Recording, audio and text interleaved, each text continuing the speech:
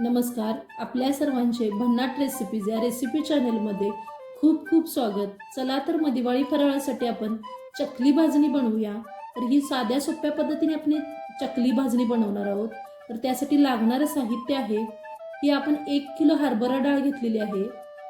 त्यानंतर 1 किलो आपण हा जाडा तांदूळ घेतलेला आहे. हा आपण जाडा तांदूळ रेशनचा जाडा तांदूळ घेतलेला आहे. जर कोणाला जाडा तांदूळ रेशनचा मिळत नाही तर त्यांनी दुसरा जाडा तांदूळ वापरला तरी चालेल. ही उडदाची डाळ घेतलेली आहे. त्यानंतर हे 1 मूठ पोहे घेतलेले आहेत.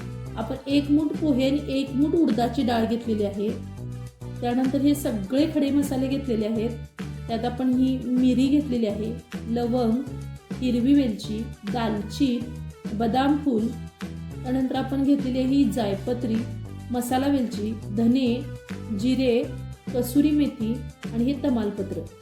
आपण कसुरी मेथी घेतल्यामुळे आपण मेथ्या वापरलेल्या नाहीत, जेणेकरून दोन्ही वापरलं तर आपली भाजणी कडवट होईल.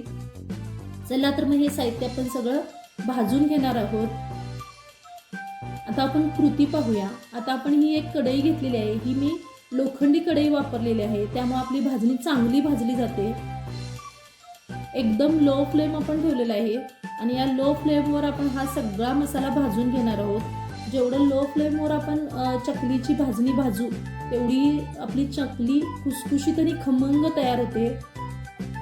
आणि लो फ्लेमवर मसाला भाजायचा, कारण की आपला मसाला जर करपला हाय फ्लेमवर किंवा मीडियम फ्लेमवर तर आपली पूर्ण मसाल्याची चव बदलते आणि पूर्ण कडवटपणा येतो. म्हणून हा मसाला आपण एकदम लो फ्लेमवर भाजायचा.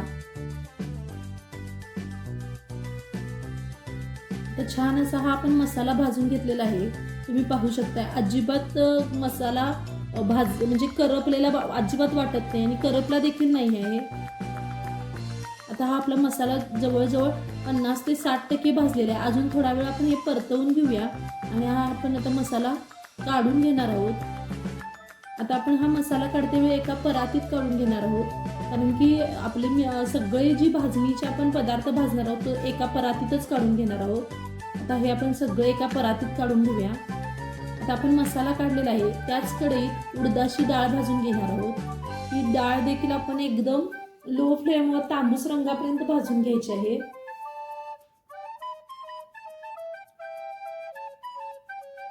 जेवढी भाजणीचे आपण जे पदार्थ घेतलेले आहेत भाजणीसाठी ते जेवढे खमंग भाजाल तेवढी आपली चकली खमंग आणि खुसखुशीत होते. हा मसाला वापरल्यानंतर आपल्याला कोणताही चकलीचा मसाला बाहेरचा वापरावा लागत नाही. घरगुती हा आपला मसाला तयार होतो. आता ही डाळ देखील भाजलेली आपण काढून घेतलेली आहे. त्यानंतर आपण पोहे घालून भाजून घेऊया. हे आपण कांदे पोहेचे पोहे घेतलेले आहेत, एकदम पातळ पोहे. भाजके पोहे वगैरे घेतले नाहीत, पण हे पोहे भाजते वेळी एक लक्षात ठेवायचं, पूर्ण भाजकापणा याला येऊ द्यायचा.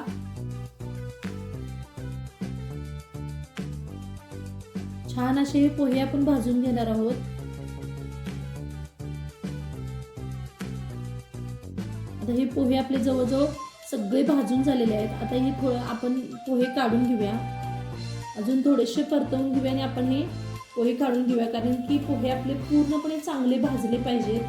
पूर्ण जसा फुलका पोहा असतो आपला तसा झाला पाहिजे.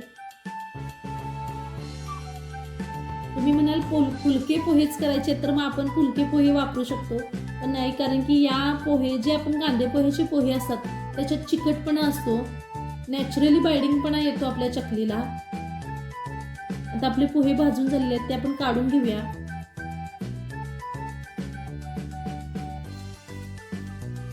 आता आपण त्याच कढईमध्ये एक मीडियम फ्लेमवर तांदूळ भाजून घेणार आहोत. पहिल्यांदा डाळ आपण शेवटी भाजून घेणार आहोत.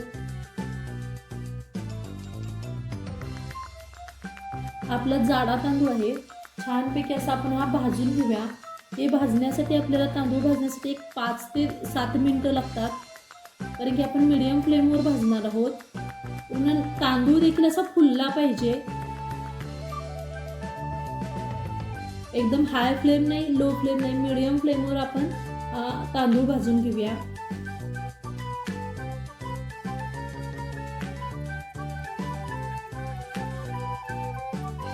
जेवढ्याच तेवढे तांदूळ आणि जर डाळ वापरली तर आपली चकली ही कुरकुरीत होते आणि अजिबात मऊ पडत नाही.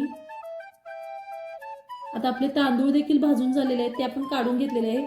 आता आपण डाळ भाजून घेऊया. डाळ देखील अशीच जराशी तांबूस रंग येईपर्यंत भाजून घ्यायची आहे. जो आता डाळीला हा एकदम पिवळटपणा आहे तो बदलून दुसरा पिवळटपणा येतो. तुम्ही पाहू शकता डाळ कशी रंग बदलते. त्याप्रमाणे आपण ही डाळ पूर्ण भाजून घेणार आहोत. तुम्ही पाहू शकताय डाळीचा पिवळटपणा थोडा कमी आलेला आहे.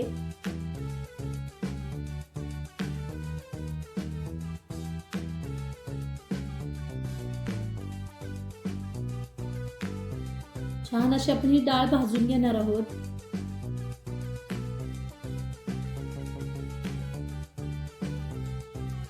मगाची डाळ बघा आणि आत्ताची डाळ बघा. मगाशी एकदम पिवळट दिसत होती आणि आता ही पांढरट पिवळट दिसते. आता ओळखायचं की आपली ही भाजणी जवळजवळ भाजत आलेली आहे. आता आपण गॅस बंद करून घेऊया आणि ही थोडीशी त्याच्यावरच परतवून घ्यायची गॅस बंद करून.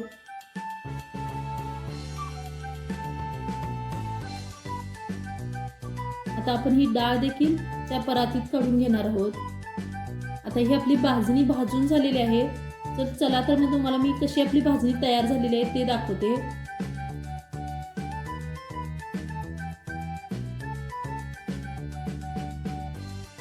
तुम्ही पाहू शकता हे आपलं सगळं मिश्रण आपण भाजून घेतलेलं आहे. हे आपण डाळ भाजून घेतलेली आहे. त्यानंतर तांदूळ, उडदाची डाळ, पोहे आणि त्यानंतर हा आपला खडा मसाला सगळा. हे एक लक्षात ठेवायचं, ज्यावेळी आपलं हे पूर्ण साहित्य गरम असतं त्यावेळेस मिश्रण एकजीव करायचं. हे हाताला भाजतं म्हणून आपण हे एक चमच्यानं मिक्स करणार आहोत.